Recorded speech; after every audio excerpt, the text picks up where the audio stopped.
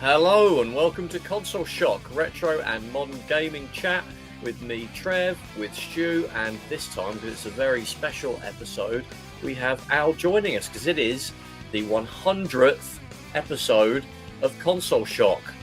So thanks for joining us, everybody, on the journey that we've been going through the 100 episodes. And yeah, I mean, guys, 100 episodes. Al, you know, you were obviously there from day one. Yes. What do you think about being on the 100th episode? Honestly, utterly surprised and astonished, and congratulations to you both. Thank you. It's one of those things that we started it as a YouTube channel initially, and then I ended up leaving because Canada came calling, and I figured that may very well be the end of things. So for you guys to continue this on for 100 episodes is phenomenal. So well done to you both. Thank you. Well, obviously, you know, thank you.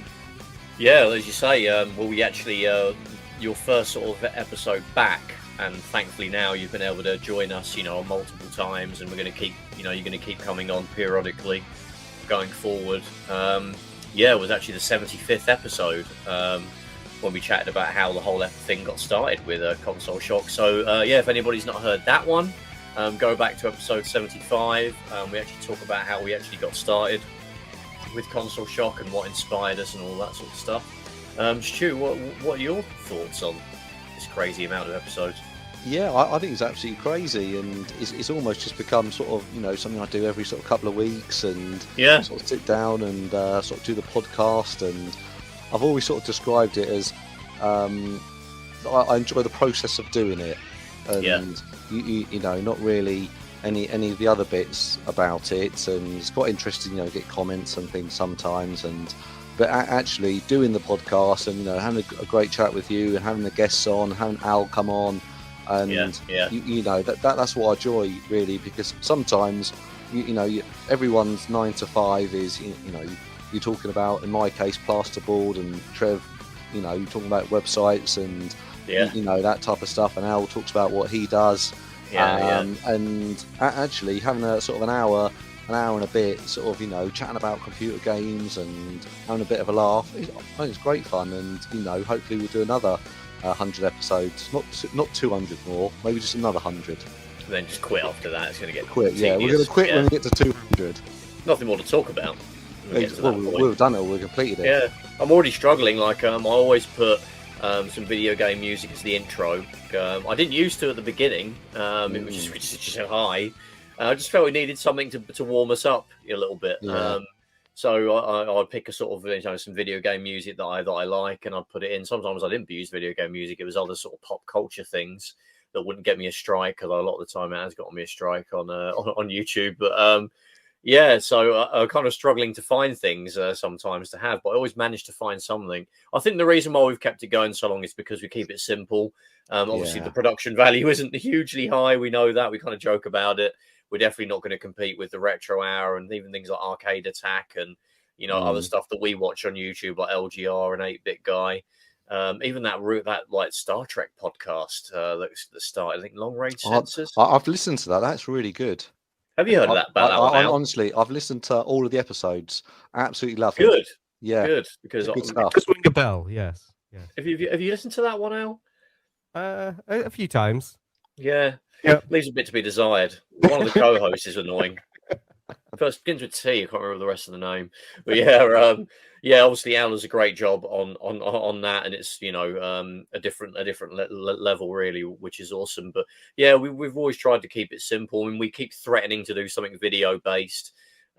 We still are going to keep threatening to do it, and maybe we'll pull the trigger one day. It's just a case of getting us all together to do it. But I mean, 100 episodes. We've obviously got a particular topic we're going to cover that we feel is appropriate to mark such an occasion.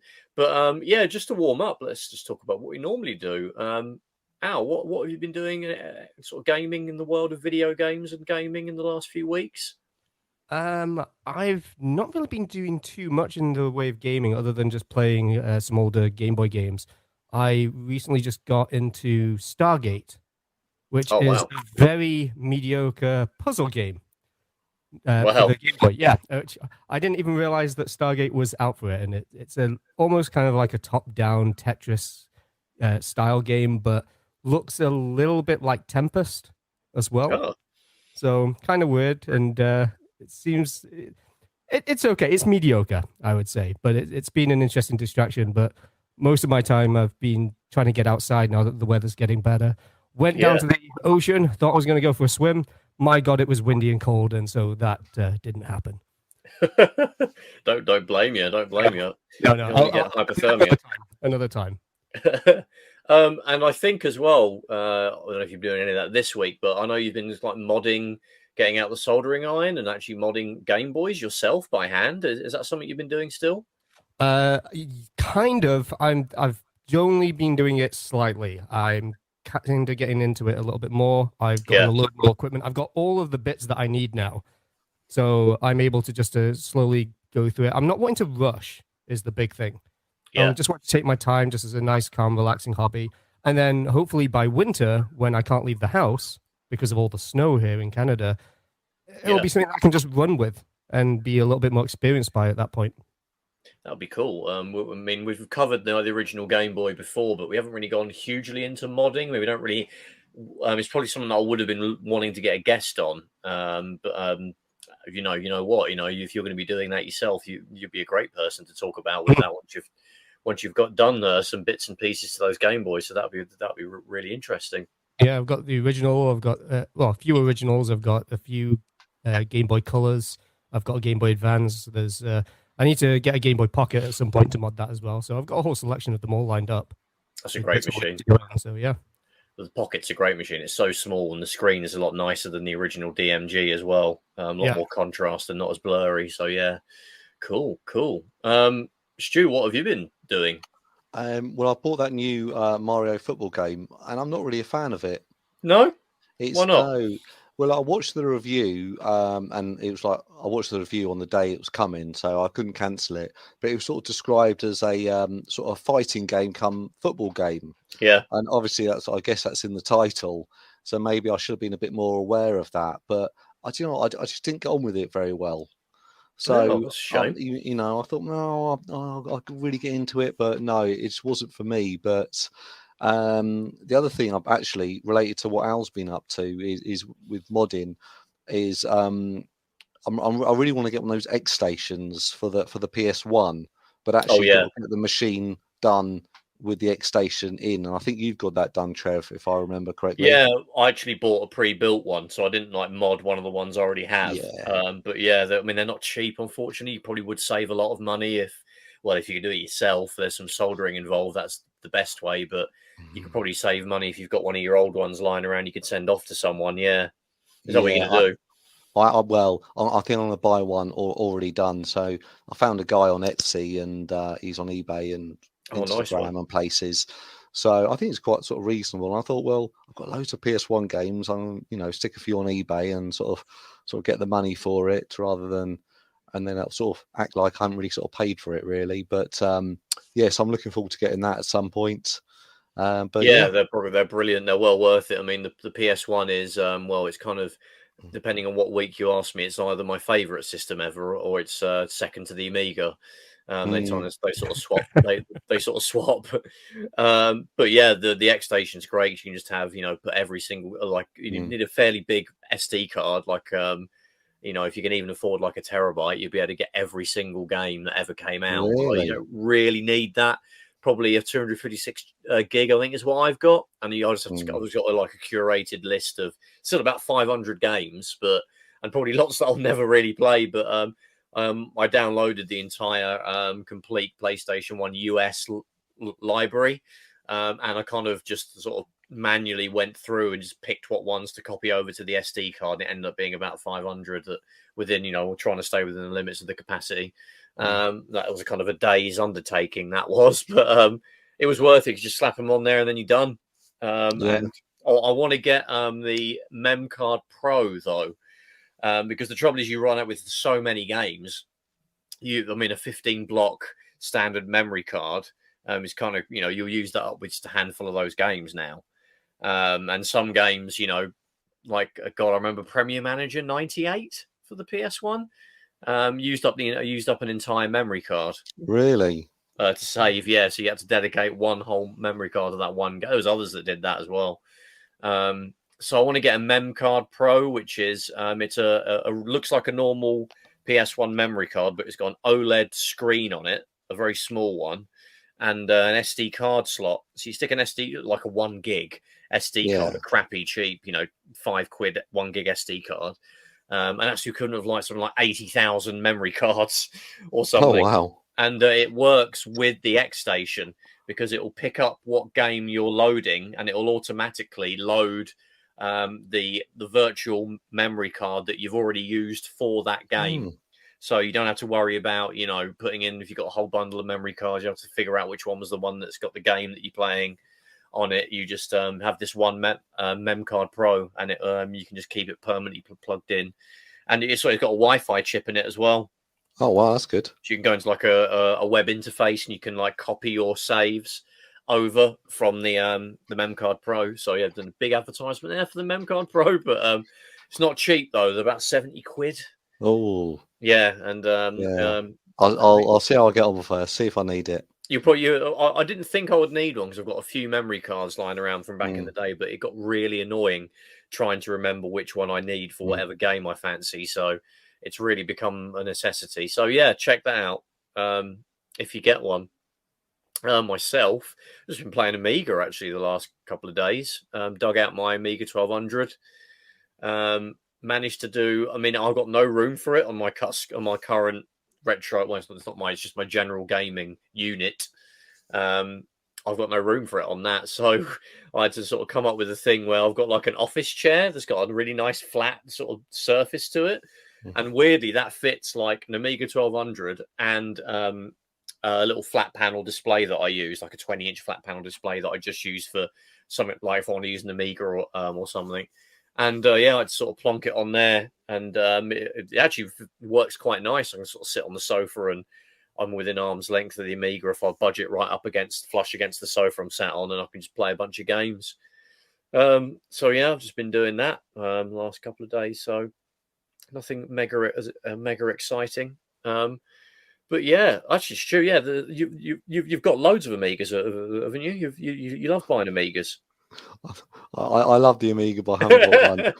You know that. You're just stitching me up. You're making me look stupid. You're making me look like a fraud. That's the ongoing joke, isn't it? We keep talking about the Amiga, but you're like, I ain't got one. Come on, Stu. You could drop £600 on a 1200. It's a bargain. Do you know what? I'll be disappointed with it. That's the truth. I'll be disappointed. Yeah. It won't be as good as it used to be, and I won't like the controls and things like that. But yeah, I know what you mean. It's a lot of money. I would love to just hear the floppy drive up close again, because I think that's one of the most nostalgic things I have about the Amiga is just the sound that the floppy drive made. And I mean, all floppy drives made sounds, but the Amiga one, there was just something about it that was unique, and you just listen to it. It's like, that's an Amiga. Clicked. Yeah. Just to check there was a disc in there. So even if there's no disc in there, and it was on, you just get that little click every 10 seconds. It had a very loud disk drive, didn't it? A very loud, distinctive disk drive, more so than other systems. I mean, I've used Atari ST. That's quite loud as well, but in a different way. Obviously, they would source their drives, wouldn't they, from different manufacturers? I don't know where Commodore got theirs. And I've even got a Macintosh SE, and that has a very different sounding, quite quiet sounding floppy disk drive. Obviously, these things probably sound a bit different now, just from wear and tear, than one that would have been fresh out of the box. But no, that's a really good point. Do you actually have an Amiga, Al? I don't. No. But I never actually have owned one. But one of my friends growing up as a kid, he had one, and I would spend ages over at his house playing all sorts of games. It's the first time I discovered Cannon Fodder and other classics like that. Oh yeah, the Cannon Fodder is an amazing game. But like I said, they're very expensive. I mean, there's this guy on I always see him like advertised on Facebook, and I've checked out his website a few times. Really cool shop that this guy runs called Retro Passion in the UK. Oh yeah, I know that. Yeah, you probably would have seen it as well. Yeah. and he does refurbished Commodore Amigas, so he probably buys them from eBay, and that wouldn't be that cheap unless they're completely busted and yellowed out to all get out. But I think he buys them from there and completely refurbishes them, like redoes the caps on them, cleans the motherboard, literally puts it in a bath, submerges it in like isopropyl, I think, which sounds dodgy as hell. Well, I'm saying that the 8-bit guy put a Macintosh motherboard in the dishwasher, and it actually worked. It fixed it. So he does a similar thing, and yeah, I think he retro brights the case and does all the usual kind of gubbins, and he sells them. But yeah, God, a basic Amiga 1200 that he's done the full works to is about, I think he charges about 420 quid. I mean, I want to say it's worth it because he does all the, you've got one that you know is going to work and is going to be in the best condition. But yeah, that's a lot of money, isn't it, to pay for a computer from 1992? Yeah, but, it is a piece of history, and I'm on his website now, and I'm sort of looking through it, and you got all the options for RAM accelerator. It's like being on the Apple website or something, Yeah, it is. I'm going, do I want 128 megabytes or 64 megabytes? And when now you'll be talking about gigabytes and terabytes and stuff. So, but it's extra for mouse and power supplies and SCART leads, another £15.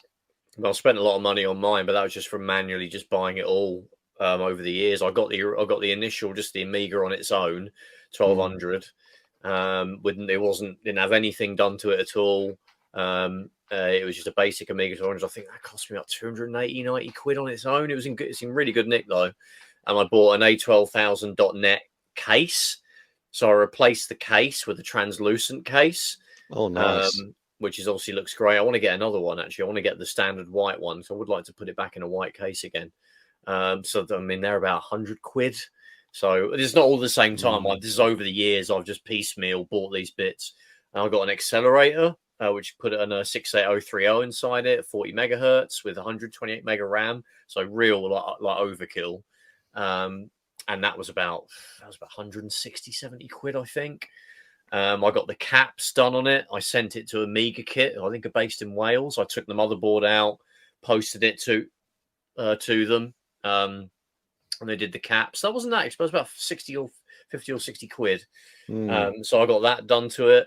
I've got a compact flash card loaded up with Workbench and every single Amiga game that ever came out. That was about 30 quid. But that was pre-done. I didn't have to go and manually add all the games, and it was just slap it in the card, the CF card reader, bang. And I've bought, there's been other little dongles, like I've got a thing that lets you use a NES controller on it as like the joypad wirelessly. I've got a wireless mouse adapter for it, so I could use any old wireless USB mouse.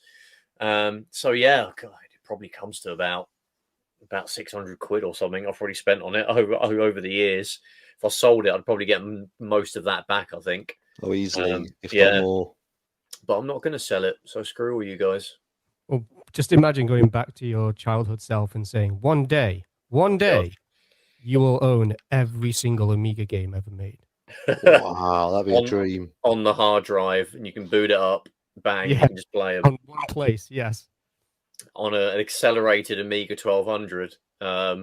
Yeah, I mean, back in the 90s, I was stuck with a 500. I never got a 1200. They never got cheap. When they were still being sold by like Commodore and SCOM later on, I think it wasn't it, who sold them? They were always over £300, and that was way over what my parents would be happy to pay for something, computer based for me.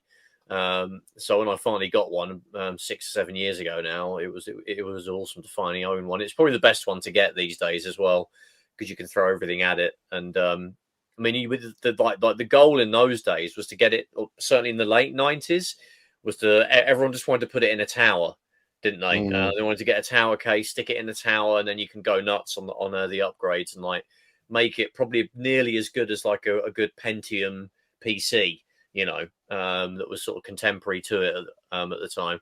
But now, really, I mean, it seems like most of it's gone the other way now, isn't it? Everyone's just trying to cram everything into that original wedge sort of case. Things like that Vampire accelerator that puts HDMI on it and powers it up to like over 100 megahertz, and you can play Quake and Quake 2 on it, and all kinds of crazy stuff. That just slots on top of the CPU, and you can button the whole thing up, and it will just run like normal. It's absolutely insane. But anyway, it's turning into an Amiga focused episode. We've done enough of them. Yeah, and we're probably going to do more, unfortunately, guys. So you got more of that to look forward to. But what we want to talk about heads as well. We need constant updates on Stuart's quest for an Amiga. Yes. He's gone quiet now. He's like, shut up. So, yeah, what we wanted to talk about, something that we felt would be a bit more appropriate for a 100th episode, we wanted to go through our all-time 3 favourite games. Now, I don't want to say top 3, because it isn't necessarily we're counting down 3, 2, 1, and 1 is our all-time favourite above the others. Well, you know what? If you guys think, you've got it more in a countdown, I'm not going to stop you. But certainly for me, they're just 3 that are my top 3. So we're going to start off by just going through one game each and go through our top 3 games. So, Al, let's start with you. Give us your first favourite game of all time. Well, given that we were just talking briefly about Game Boys, Tetris is definitely one of them for me. Oh yeah, especially as the Game Boy edition of it. I still think it is the best implementation of that game that we've ever had. And getting back into it all, it just hasn't aged at all. It is still as fun and exciting to play, easy to pick up, and especially as I get older and life gets busier, just being able to have like just a 5-minute blast on it is just brilliant.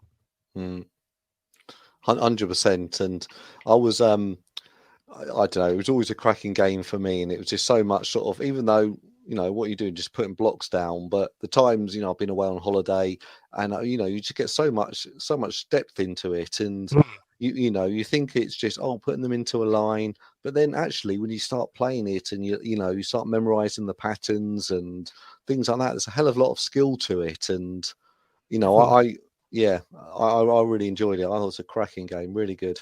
You start coming up with your own strategies, and I know that after years of not having played it, a lot of the muscle memory was gone, and I was having to kind of get back into it. But that was also fun because it means I'm able to re-experience it, not quite for the first time, but it feels like that in a way.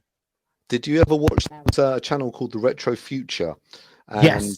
And hopefully you know what I'm going to say, but there's the Game Boy, obviously, Tetris has got its famous music, and everyone knows it. Yeah. But there was an original version that came out in Japan that's like the 1.0 version or 1.A or something, and the game obviously in Japan is it's peanuts. It's very cheap, and this guy bought something like 300 of them so he could try and get this version. And the only way to tell if it's the version, there's something slightly different on the sticker, but you can't really notice it on an eBay auction. But you actually got to put it in, and it's got different music. It's got completely different music. Yeah, which it's interesting that it's different music, but there's just something iconic about the original 3 tracks. Oh, exactly. Yeah, I think B was my favorite. That's the one I always changed it to, song B. See, that's the thing, because I always have it on song A, and then I'll switch to song B just to change things up. People rarely like song C. C is just kind of the black sheep. If you like song C, there's something wrong with you.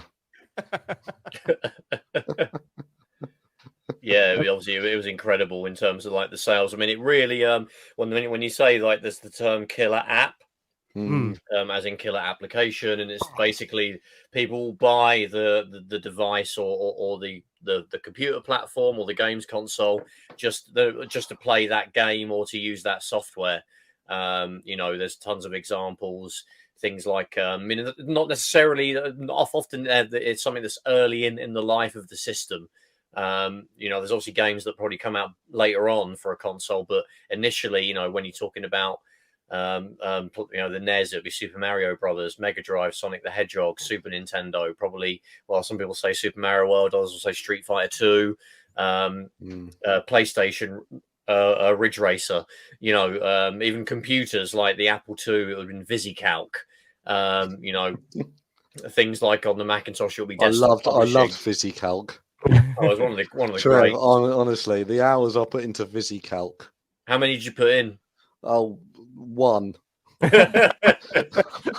One entire hour. One entire hour on VisiCalc. Yeah. I was trying to get the disc to load. That whole hour. But I think one of the smartest things that Nintendo ever did was bundle Tetris and not Super Mario Land. Yes. Because it just appealed to everyone of every age. And that was the whole point. They wanted to even get adults getting it as well. And some people would buy it just for Tetris and never buy another game because of how good it was. 100%, yeah. Still one of the biggest selling games of all time. The original Game Boy version. I mean, looking at the list of best-selling video games, I mean, the Game Boy version on its own is number 12, or that's actually the Game Boy and the NES version combined. I think the NES version is the one they use in the tournaments to this day. They're very similar to the Game Boy version. Tetris generally has sold 100,000 units, or 100 million units, sorry. 100,000 is hardly any these days. It's number 3, according to the greatest, the biggest selling games of all time. So that combines everything. I don't know if that probably does also include the Game Boy and NES versions, but yeah, that's insane. So yeah, great choice, Al. Stu, what about you? What's your first game? My first game is Grand Theft Auto 5, but it could be Grand Theft Auto 4. Cool. But yeah, Grand Theft Auto 5. I remember getting that game, got back in 2013, sort of 9 years old now, and it's still going strong. And it's just so much. I think there are other games where you run around, you do silly things, but what I always liked about Grand Theft Auto was the story, and you sort of cared about the characters, and there was always that sort of sense of humor in the background, coming through the radio or on the adverts, or when you picked up your phone, you had to go to some silly app or something. And there was social media and like all of that was being parodied. It's like a parody of modern time. To me it was absolutely 10 out of 10 game. And actually, when we're compiling this list today, I was thinking, they re-released it again on the Xbox Series X, update graphics and whatnot, and it's like, if I went and played it again, it would be like a new game. And I'm sure, I'll remember a bit about the story, but it'll be a whole new experience. So I'm tempted to go back through it all again, actually. One for the achievements, but I didn't actually get it when it came out. I think I got it a few months down the line. I think it came out September 2013, didn't it? So literally right at the end of the 7th gen, when the 360 and the PS3 were absolutely being, every inch of power was being squeezed out of them at this point. And that was the absolute pinnacle. It hasn't aged really much at all. It still looks incredible. I just love, actually playing that original Xbox 360 game. I've got the digital copy of it because it went on sale, and I thought, I might as well get it because I'm saving me to get the disc out. And but yeah, I just love going to the top of a mountain, and just especially when you're just out on the outskirts of the main city of Los Santos, and just going up to a mountain, just looking out. The draw distance is absolutely incredible, and it's even on an Xbox 360, what is now getting close to 20 years old. That hardware, and that's what it can do. Well, exactly, Trevor. And I remember getting it and thinking, well, actually, the PS4, the Xbox One, they're coming out soon. And how can they top this? Well, how can this be, bettered? And obviously it was. They enhanced it and things like that. But it was such a good game and sort of so much depth and things like that to it. So it's one of my favorite games. Yeah, I think one of the most astonishing things is just the scale at which the game was made. Not just how visually beautiful it was, but just the amount of things and just the little details. I can't think of another game series that's had quite that level of scope. No. I mean, Red Dead Redemption, but even that is just very basic. Team. It's the same team, of course, but they're not making huge cities with tons of NPCs and cars and buildings that need to be rendered. It's still also, you're not saying that's not impressive, but Red Dead Redemption is still impressive. But yeah, like you say, the scale is absolutely incredible. Even when you have games like Saints Row, there's almost a feeling of something missing, the quality that you get from the Grand Theft Auto games that Rockstar managed to put together. It's something you definitely feel as you're playing them. Yeah, I mean, with the granular detail of like, I mean, I think it was the later versions, but you know, when we got to the Xbox One version and sort of PS4, they put cats and more dogs in there and more wildlife. And sometimes it's just I just like to steal a yacht and just go sailing because the water looks incredible. Whatever shaders that they used for the water looks perfect. It looks like real like water. And they just optimized the hell out of what those two consoles could do at the time. The character models look great. I mean, when you look at Grand Theft Auto 4, obviously that was, when you think about it, was only 5 years before that. I mean, God, we've gone, a long time without a new Grand Theft Auto game now, way longer than the gap between those two. That looks quite cartoony now. The models look quite cartoony. It's very dark and grey and brown. But Grand Theft Auto 5, it's still super colourful, bright, vibrant looking. It's the opposite of what those early 7th gen games look like, Gears of War and a lot of those grey textures and granite sort of surfaces and everything. And it's just the opposite of that. And I mean, it's just an absolutely incredible game that hasn't aged and is still fun to play. You're going to buy it again, Stu, when it comes out? I think it's out now. I think you can get an Xbox Series X version of it. So I think I'm tempted. I seriously am, because it'll almost be sort of like a new experience. And one thing I haven't mentioned, actually, I've never really played it, is the online things about it. And one thing were to be a little bit disappointing is that there was so much scope for DLC. And if they came out every year with a DLC pack that was 15, 20 quid, another 10 hours of gameplay. Like GTA 4. Yeah, like GTA 4 did with The Lost and Damned and Battle of the Gate Only. I played both of them, and I'd buy that, every year, another sort of episode. What's going on with these characters?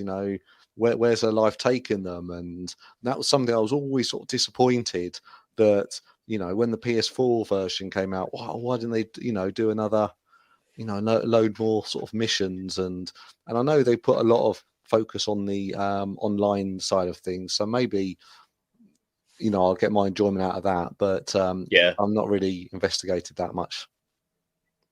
I haven't really played. I played it briefly, I think, on the PC version. That was the version that I played the most. I've mentioned I did play the 360 version initially, as we all did, but it was actually the PC version is the one that I played the most. I mean, I could scale up to 4K. Though not many PCs could run that in 2015 when it came out on the PC. Another great choice and an incredible game. So, Trev, what's yours? What's mine? Well, I'm going to start off with an Amiga game because we don't talk enough about Amiga. Pro Evo never came out on the Amiga, did it? No, it didn't. I'm not sure it could handle it, to be honest. But I'm going for Frontier Elite 2 on the Amiga, which is actually a space trading, an open. Well, I guess it is an open world, open space trading game. It's part of the Elite series. There was obviously the original Elite, which is a very pioneering game. Kind of introduced the world to sort of 3D vector graphics, like generally, which all games are now made with these days. Which is kind of crazy to think it all started really with Elite. And there was what I'm having is one of my favorites, Elite 2, which came out on the PC, the Amiga, and the Atari ST in '93, and the CD32. Weirdly enough, you can play the whole thing with a joypad, which is kind of awkward, but it can be done. And obviously it's carried on. There was First Encounters was Elite 3, which only came out a couple of years later, funnily enough. And then we've had Elite Dangerous, which still feels new, but God, even that's pushing like 10 years now. In fact, I think it nearly is 10 years old.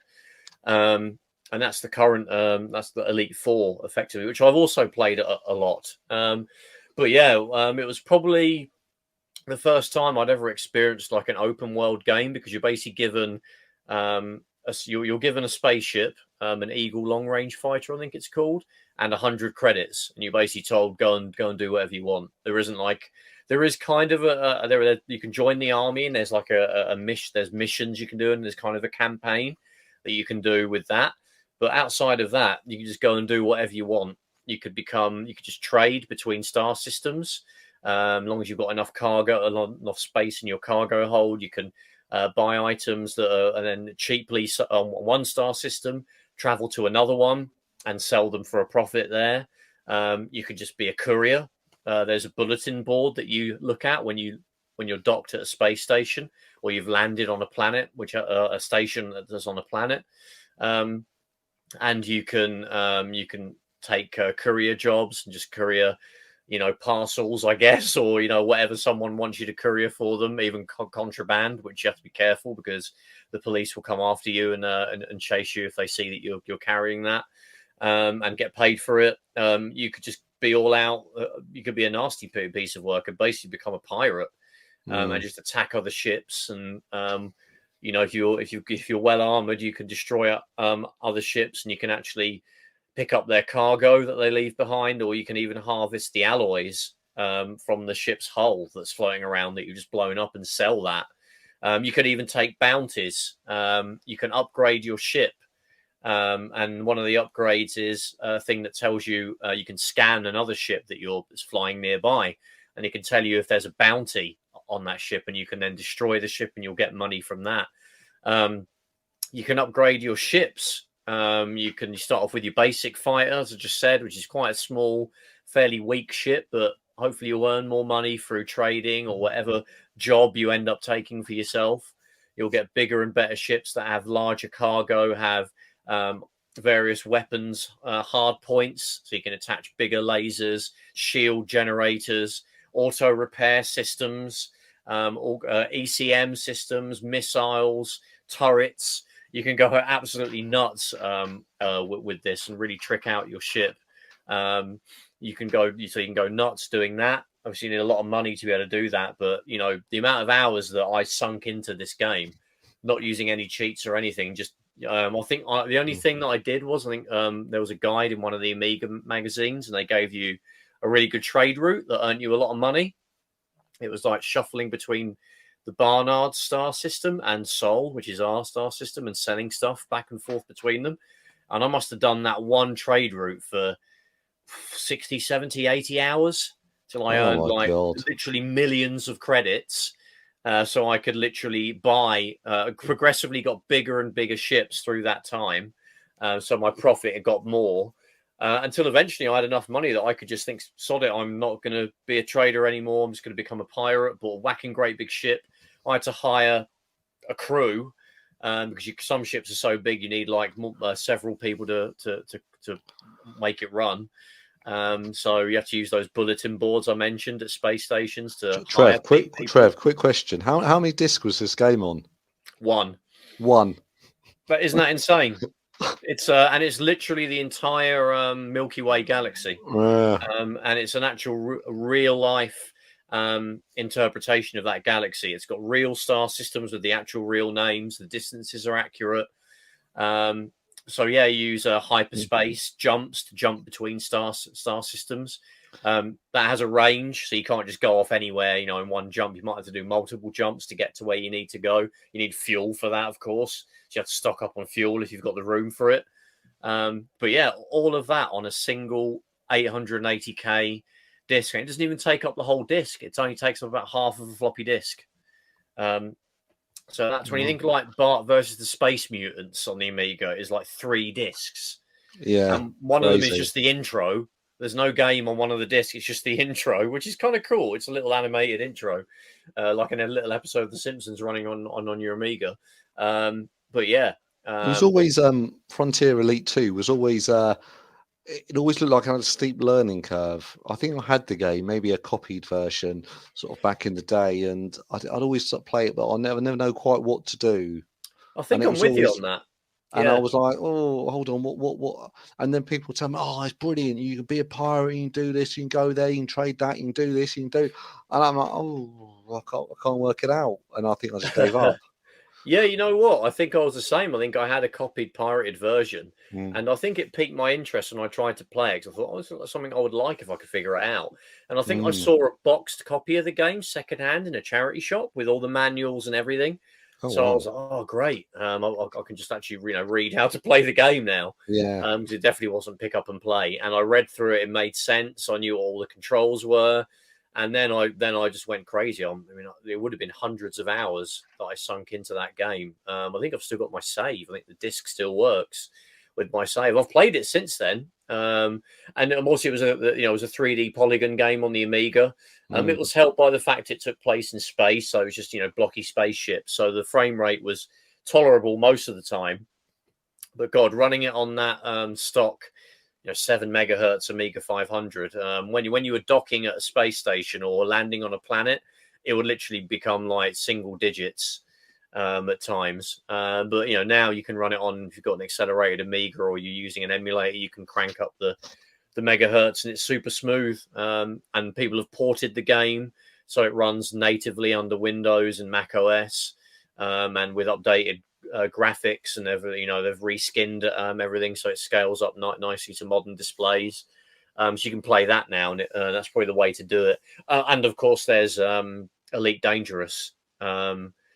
Weird thing about Elite Dangerous, you couldn't land on planets initially. There wasn't any any sort of starports on planets. It was just always docking stations, space stations that were orbiting planets. And they've changed that now. There's been a few expansions. I think you can actually drive around in a vehicle on a planet's surface and mine and do all kinds of crazy stuff. But yeah, that was an absolutely incredible game. And I still dip in and out of it. If I ever dig out my Amiga, I'll often have a little go of it and dig out my save file and just jump around a few star systems and annoy people in it, basically. But yeah, an absolutely incredible game. Love it to this day. So Al, do you want to give us your next game? Next one would have to be hands down Sonic 2. I don't think there's been a single year that has gone by where I've not played it at least just a little bit. If not on the original hardware, then it's been ported to everything. Oh yeah. Years. So it's very easy to come by. But I just remember being a kid.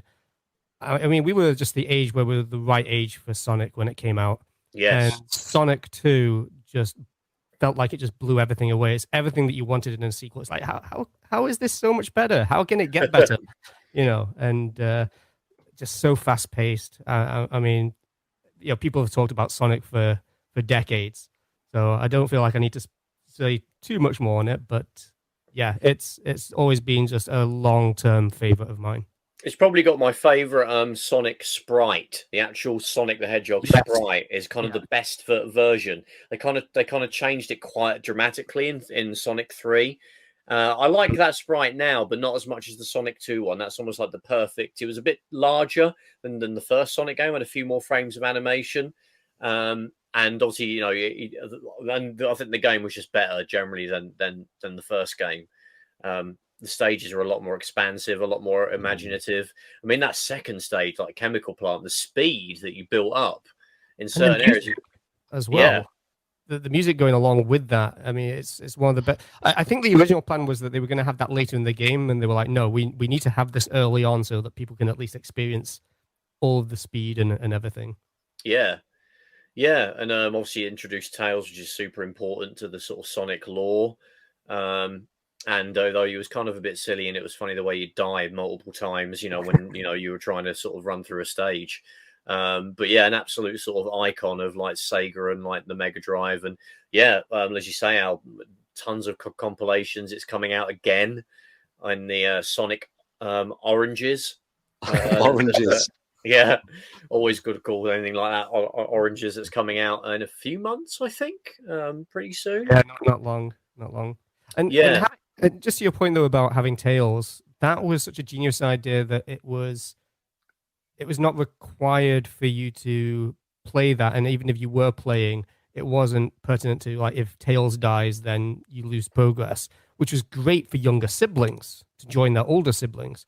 And one of the things I found now is that one of my friends back in London, his daughter has recently gotten interested in Sonic. she's still very, very young. She's still not really able to grasp how to play games. But for her to play as Tails alongside her father has been such a fun bonding experience for them. That's cool. And I think Sonic 2 was the first one that I sort of felt that obviously Sonic now is so focused on speed but actually if you think about Sonic 1, like there were quite a few worlds where it was, you slowly walked along, you jumped over there, and then you don't really get that in the later sort of Sonic games. It's more it's the Sonic 2 was really as you mentioned, Al, about the sort of the I can't remember the chemical plant I want to say, but chemical plant zone. Plant, that's when it's it's so fast. You're going up here, you're going that way, you're going this way, you're going everywhere, and that's what obviously that's people really like that. And one thing that I always used to like about the game, it had a 2-player mode. And it was always quite fun because you could either sort of race your mate to the end, or then you could win by getting the most TVs or the most coins, I think. So there's lots of different ways of playing it, and I thought that was a smashing game. Yeah, and so I think the special stage was a lot better as well than the Sonic 1 special stage, kind of running down that kind of roller coaster tube like half pipe thing. That kind of cool 3D effect. Look really, really cool, and it's a lot better than although I quite like the sort of very bizarre meta like drug infused special stages in like the first game. Like the fishes turning into pigeons in the background and all of that stuff. But yeah, I think it was a lot more effective, and the music was great as well. A great soundtrack. I mean, I'm not sure if I think it's probably about as good as the original, but Sega could really make, when they're making a game, they could really make that Mega Drive sound chip sound absolutely incredible. Perfect showcase for their hardware. Yeah. A lot of people sort of feel like the Super Nintendo had a better sound chip than the Mega Drive all day long. But you know what? When someone really knew how to program it, I would put like Streets of Rage soundtrack, Sonic 1, 2, and 3 up against any Super Nintendo game you could throw at me, So yeah, no, that's another great choice. Stu. My second one, again, no particular order, so I don't want to give favourites. Is Age of Empires 2. So I remember, I think when I was at university, I played a lot of Age of Empires 2. It was an absolutely smashing game, and I think it's a constant, recurring statement that I make, that it used to be a genre of games that I used to really, really like. Is sitting there making a world and trading with other people, battling and building up your resources and taking over the world, and I'd find that I could just play it for hours and hours and just leave it running.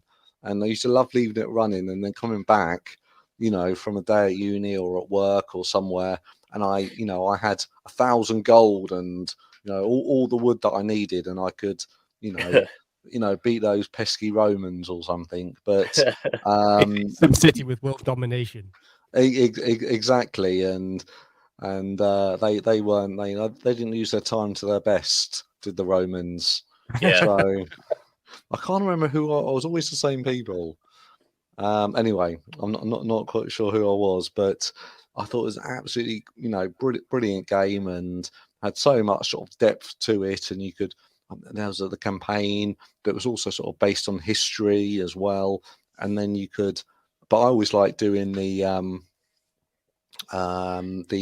sort of the skirmishes where you chose the size of the map, you chose how good the other people were, you chose how many sort of baddies there were, or baddies or opponents, and then you sort of press go, and you thought, okay, this game is going to take like 12 hours to get through, and it was just absolutely smashing game. And I think I went back a few years ago and they re-released a sort of HD remake, and I played that, and it's just as good, and cracking game, really good.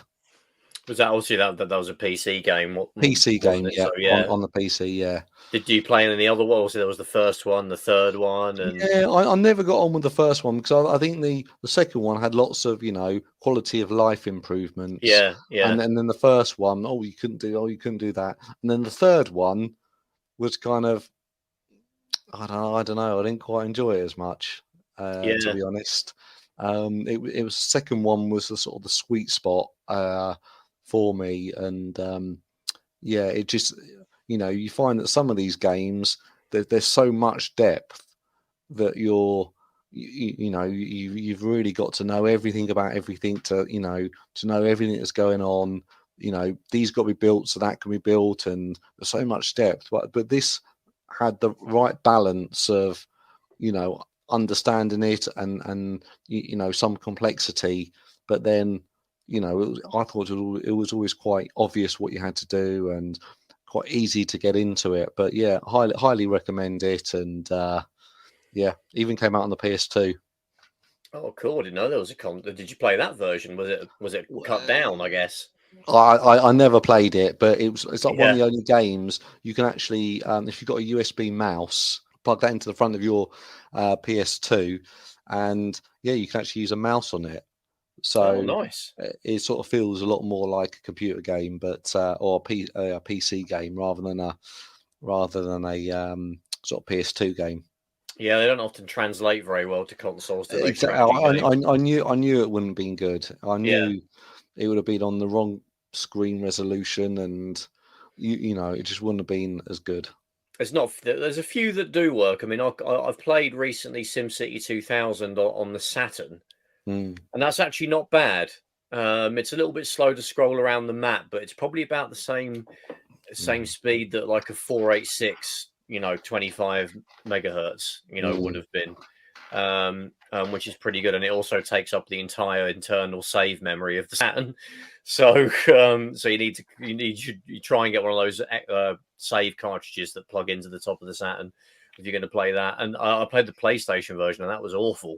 And there's no mouse support in the PlayStation version, which is really annoying. One that did impress me was the Super Nintendo version of SimCity 2000. That's actually not too bad. But yeah, you really want to play those games on PC. On a PC, yeah, you want to have the keyboard. That's how they're meant to be played. And yeah, it's just a genre of game I just don't really play anymore. And one day if I get a nice gaming PC, I might, I don't know, pick up one. But cool. Oh well, that's another good choice. Strategy game, which is obviously a bit different to probably a lot of the stuff we're going to pick. So it's always good to have a bit of variety. My next one is a game I've probably but all of these games I've mentioned before, but this one probably more than a lot of them. It's another Amiga game, although it has appeared on other formats as well, and that's Sensible World of Soccer. So Sensible Software made the Sensible Soccer series. It started off just called Sensible Soccer on the Amiga, and that got a few updates. There was like a European Championship edition, a World Cup edition, an international edition, but it really made a big leap in terms of what you could do in the game when we got to Sensible World of Soccer in, I think, '94. The first edition came out, and each football season, they would release an updated version and sort of tweak the game a little bit. I think it peaked probably at the 95-96 season version. But what was so great about Sensible Soccer that was very unique about a football game at the time was just the insane amount of teams and players it had, the amount of data in that game. It was easily the FIFA of its day. Oh, yeah. I would argue when it came to the amount of teams, even more so. There was you also had what we have in the UK. We've got in England, we've got the Premier League Division 1, 2, and 3. All of those teams are in there. I don't think there was any licenses really to worry about then, so they just put the real names in and the real teams and the real kits and everything. Scotland had all their divisions, but it'd be every single I think professional league around the world, and maybe some that weren't professional. It had the El Salvador League, the top division and 1, 2, and 3 in that. It had the San Marino League, the Liechtenstein League, the Luxembourg League. It had every single league in the world. Kim Justice has a great interview with the creator of Sensible Soccer, John Hare. It also, like how you mentioned Cannon Fodder, he created that as well. Sensible Software made Cannon Fodder. Yeah. And Populous. Megalomania was the other game that they made. They're famous for. Yeah, they were a great studio. They really were. Oh yeah, yeah. I think probably Sensible Soccer is probably the most famous game. I would probably, slightly more than Cannon Fodder, but yeah, where I enjoyed it. I mean, I think initially I was just playing like, making up my own tournaments, which was great. You can make your own World Cups and customize your own tournaments, which is pretty standard these days in FIFA and Pro Evo or eFootball, whatever the hell it's called now. But yeah, you could do that, and it was great fun. But the career mode was really good fun. I'm not normally huge into manager games, but this one was great because you could be player manager. You could actually control the team as well as make the decisions with the transfers and buying, selling players and formations and all the various stuff. It was a lot more watered down than like Premier Manager would have been on the Amiga, where you literally deep dived into buying sponsorship for the team and all of that. You didn't do any of that stuff, but picking the team, buying players, selling players, making sure the club balance sheet works out. You did all of that. And that was across 20 seasons. And it was really fun. Like, I remember I took my local team, Colchester United. So that was where I grew up in that part of Essex. And I sort of took them from the 3rd division all the way to the Premier League without really buying anybody. I actually got that good at the game that I could beat like higher level league teams with just the base Colchester team. But obviously, you make money as you went up through the leagues. But it was over 20 seasons, and the idea was eventually you'd get a national team job, and you'd win the World Cup. And I think I did get the England job. And I can't remember if I actually managed to do the full 20 seasons. I think I got near the end, like the last 2 or 3 seasons. I don't know if I managed to win the World Cup, but I do remember qualifying for the World Cup as the England manager after I got hired by England. So yeah, you can obviously you pick your team you start off with, but you can be hired by other teams to be their manager as time goes on. And it was just the insane amount of data and like the amount of teams that you could pick and play as was incredible. Still not really, you don't really have that amount of teams to this day in FIFA. It's still a limited selection. It's a big selection, but it's limited. And just that career mode was awesome. Doing those 20 seasons, taking a team and making them rise up through the leagues was a lot of fun. The game itself, the actual game of football, was a lot of fun. Very obviously fast-paced and arcadey compared to what we have today, but it was still, in terms of 16-bit games, it's either that or International Superstar Soccer, I think, is are the 2 best sort of retro football games. I probably would argue Sensible Soccer is the best because it has all the teams, whereas ISS was just like international teams and that was it. So it's got an edge on it in that. But yeah, just again, sunk hundreds of hours into that game. I think I probably did the career mode 50 times over with different teams because it was so much fun. And again, I think that came on 2 discs. The Frontier Elite 2, which has the entire Milky Way galaxy, is still a lot smaller. But yeah, it's still a really great game. Still play it to this day. There's the Xbox 360, Xbox Live version of Sensible World of Soccer, which is actually a port of the DOS version. Oh, is it? The physics are slightly different. But it still plays mostly 90% the same. And they've had to fudge all the player names and the team names, which is kind of annoying. But it's literally the same game. It's got all the same modes. And I think it works on the Xbox One as well. So I think it costs about £2 or £3. So pick it up if you haven't yet. It's a really good port of Sensible World of Soccer, and it's obviously upscales to 720p now on the Xbox 360 version. You can zoom in and out of the screen, so you can see more of the pitch, which you couldn't do originally, of course. And it's a really great version on the Xbox 360. So I'd recommend that if you haven't got an Amiga. But yeah, brilliant football game. How much do they change up the names? Like, are we talking that it's a completely different name, or are they just calling Eric Cantona something like Derek Pantomar? Yeah. So yeah, but it's kind of a bit of both of what you've said. So yeah, with player names, I can imagine what they did. They wouldn't have time to reprogram or they wouldn't have time to come up with completely new names. So they either ran an algorithm that replaced certain characters in the name database of the game to artificially create new names, or they literally hired someone that went through and just added some extra characters to sort of fudge the names, so they kind of sound weird. Like anyway, they haven't come up with like nice like Phil Smith or anything. They're just weird, fudged, jangled names. What do you do for a living? I rename people. It probably, yeah. It would have been, you know what? That would have been like some kind of weird data entry job for someone to just go into that source, whatever the file, wherever those player names are stored in the game's source code, and just fudge them all. And the team names, if it's just something like, you know, Colchester United or Ipswich Town or my team, Charlton Athletic. Charlton Athletic are just Charlton because, you know, there's no copyright on, you know, there's no license with just the name of the town. It's when you put the actual full name of the football club, you'll get in trouble. So for teams like that are the town name or city name, they just have the name of the city or the town. And they take out the United, Town FC, Athletic, or whatever. So Ipswich Town or Ipswich, Colchester United or Colchester. Although some of them are a bit awkward, like Arsenal. That's obviously not a town or a place. So they had to call them like London Red or North London Red. And then I was half expecting Butsenal then, but yeah, maybe they should have done that. But yeah, Chelsea like West London Blue and all that stuff. If anybody's familiar with Pro Evolution Soccer in the sort of mid 2000s, actually to this day, really, when they haven't got a license for the Premier League, they just give stupid names like God, I can't even remember what Charlton were. I think we were like South London Valiants or something. Oh, Valiants! I think we were in Pro Evo.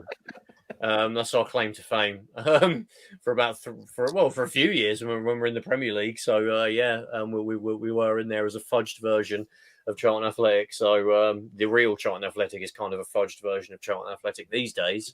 That's another podcast. So yeah, that was my second favourite game. So we'll jump back to you, Al. This is your last one. What's your final favourite game?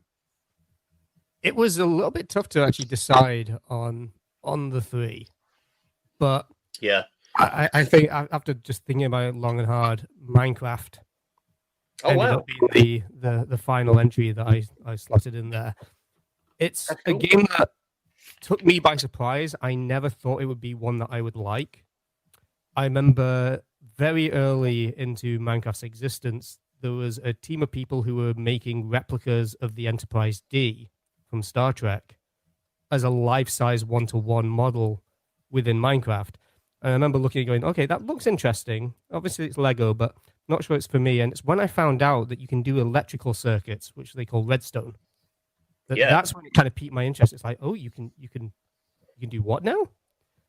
And got into it, and the amount of things that you're capable of doing with it. I mean, it is the ultimate sandbox. And given that it's been going on 10 years, they're still giving free updates, which is insane. Still being developed. They're still not asking for any more than just the one copy that you've bought. And just the scope of things you can do. Like we were talking about the scope of Grand Theft Auto 5. I mean, this is even more open than that you can just do whatever you want. And it's also spawned so many YouTube series.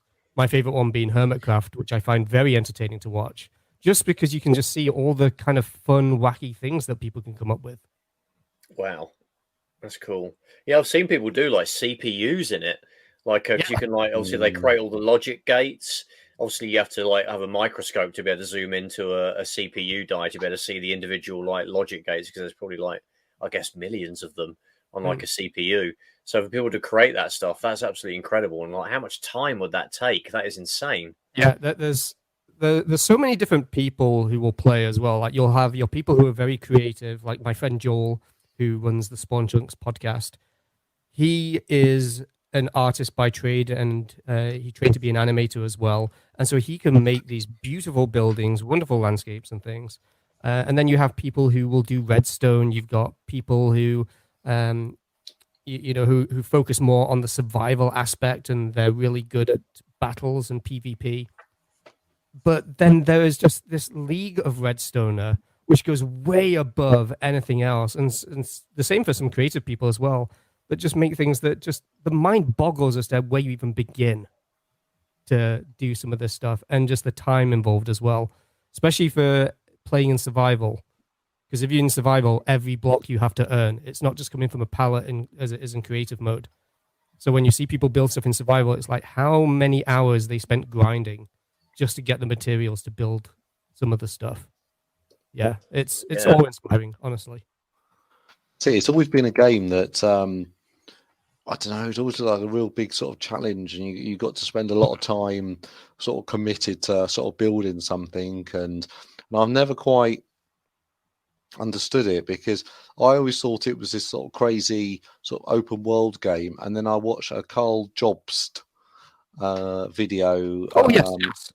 And he was talking about how you can speed run Minecraft. Well, how do you speed run a game where you just you know you can just build whatever you want and wander around the world? I didn't realize you could speed run it. And there's so many sort of different aspects to it that I was like, well, actually, that's quite interesting. But I played, I think on Game Pass a while ago, they came out with Minecraft Dungeons, and I actually really enjoyed that, to be honest. But actually, the real Minecraft, I've not really managed to get my head around. It's interesting, like what you're saying with Age of Empires, just the amount of mechanics and things, like how deep you can go with everything. That's pretty much what it's like with Minecraft. It has its own kind of physics system, and there's things that you can play around, and you can manipulate the way that the game mechanics works to do crazy stuff. And that's one of the most interesting things about watching speedrunners is seeing how they quickly assemble portals and do all sorts of stuff just to get from the start just to the end game as quickly as possible. It's just unbelievable how they manipulate some of the mechanics in ways that you just wouldn't have even thought of. Yeah, no, it's quite an impressive game. It's been ported to everything, isn't it, as well? Like back in the day, like the PS3 and the 360, I think the Vita. The Wii U's got a version. Yeah, they initially had like a different version for pretty much every system, and then they did something called the Better Together update, which is also known as Bedrock Edition. And so that will work on Windows 10 and pretty much every other console. And then you've got the Java edition, which is just for PC and Mac. Yeah. So they've still got two distinct versions, and the redstone mechanics and a few other things work surprisingly different in each, which is why they can't combine the two of those. But the fact that they made it so that all these different ports that they'd made for all these different systems, you can now play together. So those are all compatible with each other is really neat, especially for younger kids. Yeah. I mean, it's taken them by storm, isn't it? The amount of young kids that play this game. Probably be a game that will... as well. There's a brilliant streamer on Twitch. She's a grandmother. Her name's Bacon Mom, which I think is a brilliant name as well. And she just does some of the most exquisite patterns and things. And it's definitely not the way that I would ever play Minecraft, but it's just interesting seeing just the level of detail that some people can go to and just some of the unique creations that people come up with. Yeah, it could be adapted, can't it, and played in so many different ways. That's probably why it's lasted this long, and it's probably why it will keep on going for a long time. Yeah, absolutely. Yeah. Stu, what's your last game? My last game, it's actually quite, say modern, but it's Mario Odyssey. And this came out a few years ago. Yeah. And it was just such a... What I liked about it was how easy it was to get the stars or the stars or the moons. It was a relaxing game, wasn't it? You don't feel massively stressed out. It wasn't... it was just, exploring, and that's been sort of a little bit of a theme with my games with Grand Theft Auto and with yours, Al, with Minecraft and Frontier Elite 2 is we like going out and exploring and finding things. So it was just a cracking game, and there was lots to it, and I keep on thinking I should sort of go back because I've still got plenty more sort of moons to find, but I'm always worried that I've forgotten all the controls now. But it was absolutely a smashing game, and they should bring out a second one. Bring out another one, more of the same, please. Yeah, I mean, one frustration sometimes I have with very open world games and RPGs, things like that people rave about that just aren't my cup of tea, Elden Ring and stuff. It's just sometimes you feel like you could be wandering around aimlessly. And because I get bored super easy, I need You sound a little bit like Quantum TV there, mate. Quantum TV. Oh, that channel's great. I always watch Quantum TV. I love Quantum TV. We should get him on as a guest. Get him on one day, yeah. We should get him on as a guest. Yeah, that'll do us some favors. That'll get us some good positive vibes. We'll get him in Lard's lair or whatever. No, we've been there, mate. We're not going. Anyway, moving on. The thing that amazed me with Super Mario Odyssey, because I've never played it, I've only ever seen the trailers, but we'd already had Zelda Breath of the Wild, which got rave 10 out of 10 scores. And then Nintendo drops Super Mario Odyssey and again hits 10 out of 10. And when you go into Metacritic, you look at the critic reviews, there's 113 positive, and when it comes to mixed and negative, those are both at 0. Yeah. It was just, they hit it out of the park. And it's still on my to-play list. I just have not got round to it yet. But it's well worth playing. Yeah. Yeah, I played it. I completed it a few months ago. I bought it not long after it came out, really. But so I had a Switch. I've had a Switch pretty much from when it came out, but I just didn't play it. Then I finally played it, and I really, like I said, it wasn't a chore to do any of the little missions that you do to get the moons. I mean, Super Mario, like other games, like Sunshine, is frustrating as all get out. They really become a chore, and they get quite grindy.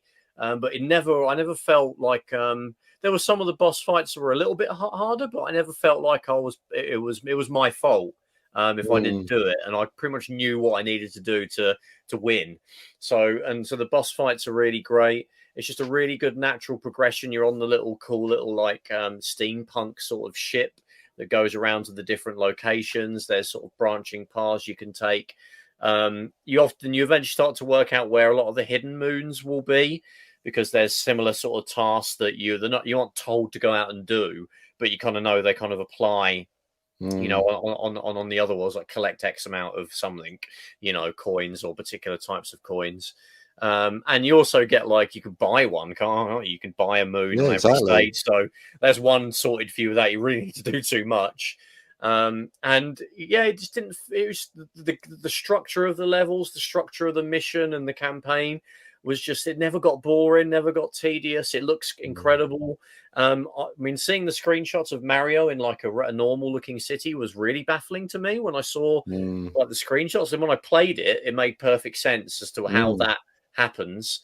It's just even the new mechanics of being inside a wall and you get to play a little 2D Super Mario Bros. Mini game based on the first NES game is really cool. It's just, I mean, people of any age could really enjoy that game. And it kind of leads on to my final game, because my final game is Super Mario 64.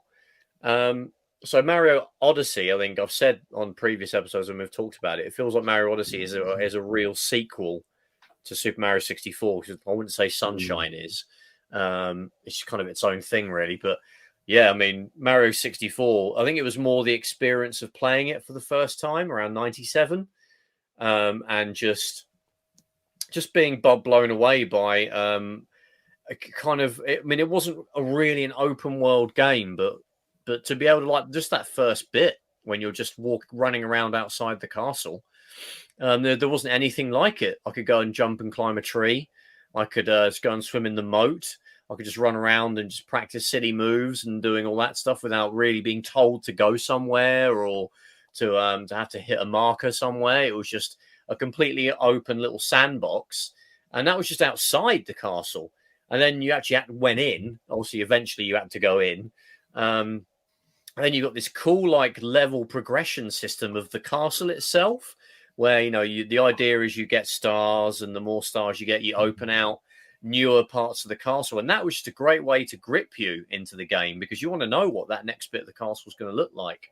And then the actual worlds that you actually go into to get the stars. I mean, again, even that first one, where there's it's sort of a classic sort of Mario, very green, lots of green hills and blue sky and mountains and stuff, a 3D version of that. And it was just you could see a mountain in the distance, and I can actually run to that mountain and go up it to the top. That was incredible. I mean, I know you had Tomb Raider the year before, but you were really just being shuffled down corridors. Tomb Raider was, I mean, you look back and the controls were so poor, and you know, and you look at Mario 64, and it had, you know, I want to say amazing controls for the time. Now, you know, it's not quite as polished as I like it to be. But then at the time, it was absolutely 10 out of 10. Wasn't quite Dave Perry's favorite game, but it was. He didn't like that penguin stage sliding down the old thing on Games Master. Trev, it shouldn't have been released as a game on Games Master when it hadn't come out in the UK. Oh yeah, I'll stand by that till the day I die. He shouldn't have been forced to play it on Channel 4 when it hadn't been released in the UK, even though he was a games journalist. But he shouldn't have played it. It was a big stitch up, like justice for Perry, justice for Perry, exactly. Justice for Perry. They just wanted to make him look stupid, basically, and that. I think even though they definitely made him look angry. He didn't hide it. I'm pretty sure my first go on that slide, I don't think I fell off as soon as he did. But wasn't he trying to cheat? You're trying to fall off and fall onto another part of it. You can do that, yeah. But I don't think people at that point would know to do that. It's like speedrunners these days. There is also a little hole you can go in. If you slide up against the wall, kind of near the end of that bit, you can go down a little tunnel and there's a 1-up mushroom in it. And you skip a little bit of it. Just all these little mini open world sandboxes for each stage. And there, a lot of them were just incredible as well. Like you've got underground levels. I mean, again, kind of Mario staples, like a desert level, kind of a sewery sort of level, a level that takes place inside a clock, a ghost house.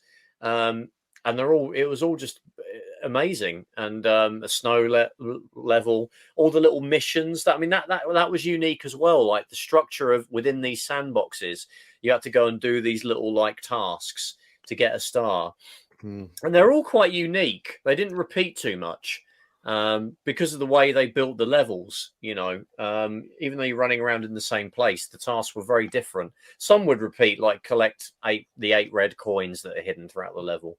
But for the most part, they were quite original. And using that controller for the first time, you absolutely had to, use the analog stick. That really took some getting used to. But Mario was really flexible with how, he moved around that. He had so many different moves. It wasn't just again, using Tomb Raider is a good game, but again, as a comparison of another 3D-esque platformer, it was basically kind of jump, move slowly side to side, run, and that was it. Whereas Mario could do backflips, forward flips, long jumps, standing jumps, standing backflips.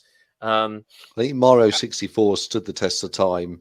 Yeah. And, I'm sure people, they think very fondly about Tomb Raider, but I mean, it'll be a challenge to go back and play that and enjoy it. Yeah, for me, I found it very difficult to get into Mario 64 because of the controller. But of course, this was still very early in the realm of 3D games and how you navigate that world. So to your point, having that analog stick was a massive change. But because of that, I found just the barrier of entry to be a little bit more challenging. I was playing it in a store on one of the demo things for the first time, and I was just like, I can't get my head around it. But to your point, Stuart, it absolutely stands the test of time. I'm finding I'm enjoying playing that a lot more now that analog sticks have been a thing for a very long time. It's a lot easier to pick up and play. But yeah, going back to something like Tomb Raider would be a lot more challenging. Yeah, I think Tomb Raider will be more difficult for someone. You can mostly take your muscle memory you've picked up from years of analog sticks, and you would mostly be able to adapt that to the N64 controller, which I think is a decent controller. A lot of people slag it off like I need 3 hands to play it, which is ridiculous because you don't need. You're only ever asked to hold 2 of the prongs in any kind of game you're going to play to be able to play whatever it is you're playing. The kind of Mario 64 kind of dictated the controller design, I think, as well. And it basically, wrote the book on 3D platforming up to this day. I mean, it kind of died a little bit when we got to Oh, Trev, sorry to interrupt you mid-flow there, but we talked about Mario, Commodore 64, Mario 64 in a few episodes ago. Yeah. And someone put a comment on our Facebook page, sort of comparing it to Jumping Flash. Oh yeah, yeah. Well, yeah, that was actually kind of an early 3D It predates Mario. Yeah, but it was a copy or something of Jumping Flash. I wouldn't go that far. Is he trolling me here? And Yeah. I'm like, oh, not quite sure they can be compared in the same sort of breath, really. Well, if you can really go to town with that if you want to, and say, well, Mercenary on the Amiga. That was an open world game where you walked around a map freely and got in bikes and like planes and boats and stuff in an open world map and went in buildings. So if you want to literally go to the very beginning, I would probably say Mercenary on the Amiga was the first. Even like, there was, I played Terminator on the PC, as in the original Terminator game from like 1990, made by actually Bethesda, weirdly. And it's an open world first person, adventure game. But you play as the Terminator, and you've got to try and find John Connor and Sarah Connor and Carl Reese. But you walk around Los Angeles in obviously a very blocky, filled, flat shaded polygon world. But you actually go around and you have to try and investigate things and find out where they are. It's really like no one talks about it, but it's really good. And then you got Bethesda made a ton of those because after that they did Future Shock and they did Skynet, which was kind of shot with multiplayer added on and stuff. But yeah, they did pretty well with the IP at that time. Yeah, they did. They're probably some of the better Terminator games. I think they've kind of stood the test of time. Mostly sort of FPS games, and I think since then it's actually got a decent set of games. To be fair, the Terminator series, even like the recent one. I think though that the control, and just this kind of goes back to the control thing. We're so used to WASD, and I'm pretty sure that back then we were still using arrow keys. I think we were, yeah. So it's weird going back to those old games, and you either struggle to play with the arrow keys, which were second nature at the time, or you're remapping them to more modern control schemes. Yeah, basically, yeah. You probably would want to do that playing this Terminator game. But yeah, no, seriously, for anybody that's interested in the history of like open world games, look up the Terminator because you can actually play as Carl Reese, Sarah Connor, or the Terminator. And obviously your mission is different depending on who you play as. But yeah, you're walking around like a huge map. Obviously very basic looking, but a huge map of Los Angeles. So it's an incredible, like, if you're a fan of the Terminator series, which I'm pretty sure all of us are, it's a really weird, like, unique Terminator game that they could like attempt that these days, and it would be quite cool, actually. But yeah. So that's kind of if you go back, Jumping Flash is a good game. Each level is kind of a 3D sandbox. You can kind of wander around to collect the jet pods. I think is what you do in that. I think you got your rose-coated glasses on there, mate. To be honest, it's not too bad. I played it. I played it recently, but it's definitely not Mario 64. It's not Mario 64, is it? No. I'm sure. It's not the list, right? You had a bit of fun. Let's leave it there. It's not me. It was who was this? There's someone in the YouTube comments. You blaming me now, Stu? Yeah. Yeah, but yeah, it kind of really codified everything. I guess I would say is the best way to put it. I mean, some people would even say like Banjo-Kazooie is actually a better game. I don't think it is because I think like it's actually really easy to get lost in that sort of the area, the sort of it's not the castle, it's like the mountain that you go into and the where you go and find all the different worlds. That could be that isn't structured anywhere near as well as the Princess's Castle in Mario 64. But yeah, that's my top three, and that's all of our top three. And I can see we've gone way over our usual hour. I think we're allowed to because it's our 100th episode. Yeah. We've probably got some honourable mentions that we would like to shout out, but you know what? I think we'll save that for another episode. We could probably easily go another hour. Settlers. Yeah. So yeah, thank you for listening, everybody. That was our 100th episode, and obviously thank you for your support, everybody. Whether you listen through our YouTube channel, whether it's through iTunes or any of the other podcast catchers, we've really appreciated your support. And anybody that's ever sent us comments, again, either on YouTube or in our Facebook group, we really appreciate the support, and we hope you'll continue to support us. But for now, Al, where can we pick you up on the interwebs? Well, I do a Star Trek podcast with a very fine gentleman. No way.